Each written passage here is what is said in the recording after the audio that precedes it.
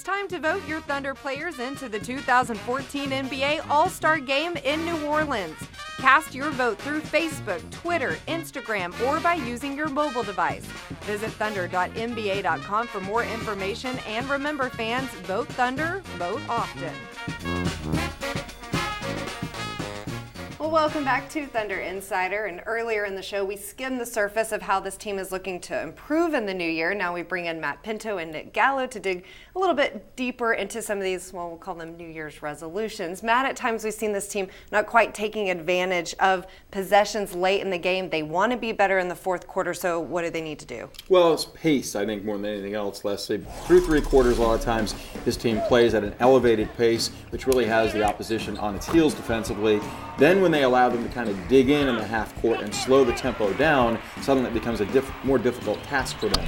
And when that occurs, spacing is essential, ball movement's essential to force the defense to move side to side, Nick. And at times this club kind of gets locked into one specific zone they want to go to, an opposing team that scout them well have it diagnosed. I want to piggyback on your point because it's a great one. The Thunder wants to continue to play the same brand, the same style of offense for the entire 48 minutes, the last 2 minutes of the game in particular, that they've been playing for the previous 46. They're one of the best offensive clubs in the league, and the reason is they don't let the ball get sticky. They don't let it the ball just pound out in the top of the half court for a long time.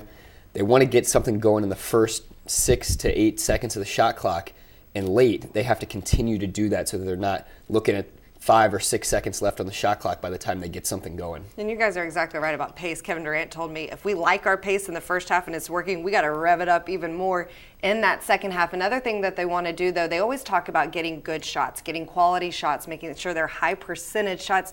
Nick, what exactly does that mean?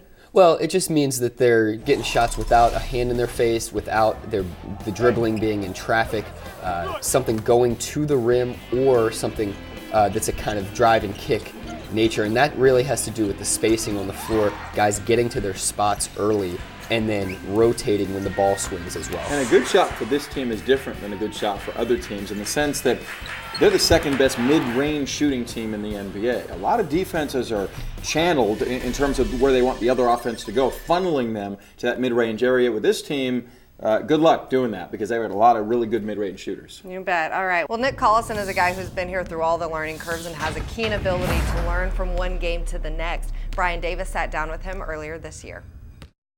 Individually, how do you prepare for a game?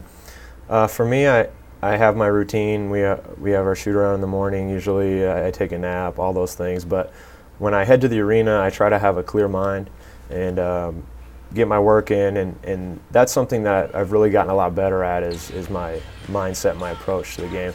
I try to be totally clear-headed and focus what's going on right now and be present in the moment, and that's helped me a lot because it's able to put away negative feelings about a missed shot or a mistake, but be able to move on to the next play. I think that's a key for an NBA player because there's so many things that happen throughout a game, throughout a season.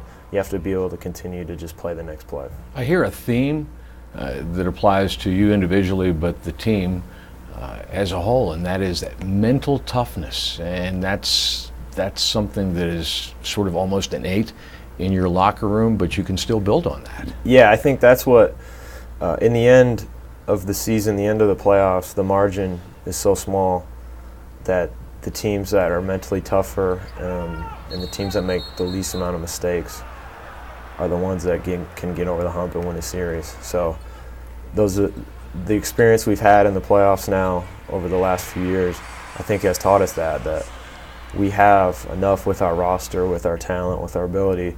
It's the execution, the decision making. Those are the things that are going to take us over the top. We've gotten a lot better, but we still have a way to go. New guy comes in the locker room.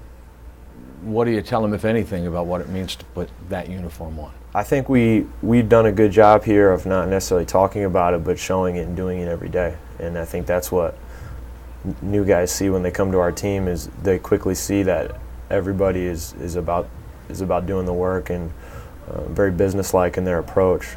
And I think the culture that we've all created over the last few years is something that is really valuable to the organization. And it's taken a long time to build that, but I think just that those expectations are felt when you come in pretty quickly because of the way we operate.